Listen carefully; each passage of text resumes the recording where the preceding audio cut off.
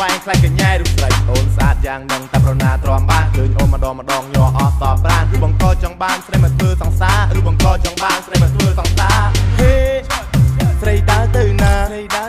ពាក់នាលេកាតែជើងប៉ាតាវ៉ែនតាពណ៌ខ្មៅពេលឃើញអូនព្រាមបេះដូងមួយនេះសឹងនឹងលោកចេញក្រៅ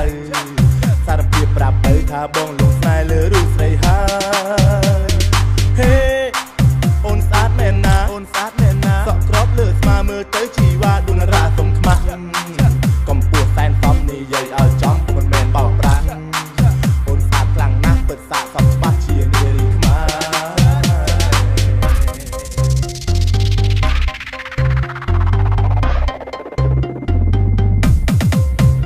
អូឡាណយអើយស្រឡាញ់ស្រីហើយមិនដឹងធ្វើយ៉ាងណាប្រពៃណីខ្មែរត្រូវចូលដល់មេបាថ្ងៃនេះជម្រាបម៉ាក់ប៉ាឲ្យចូលលំដឹងអូនឲ្យចូលលំដឹងអូនហេអ្នកម៉ាក់ហេលោកប៉ាកូនមានរឿងមួយជម្រាបជូនលោកណាកូនរកឃើញហើយអ្វីដែលលោកប្រាថ្នានាងស្អាតអស្ចារ្យបផានៅស្រុកម៉ែដំណើរល្វល់ដូចជាអប្សរាពេលដែលខ្ញុំសួរទៅនាងតកូនអ្នកផ្សារនេះក៏ជាបញ្ហាចង់ឲ្យលោកដោះស្រាយជួយដោះស្រាយកូនផងកូនស្រឡាញ់គេហើយអូយសែនអូសក់អូនសបវលើគេមើលទៅនេះមេបងលងស្នេហ៍ស្រីហើ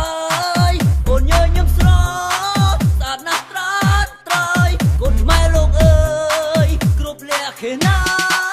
បងគួយទាំងគូមើលយូររត់ចង់បានថ្លៃតើរូបចរណៃនៅទំនេរឬមានអ្នកណា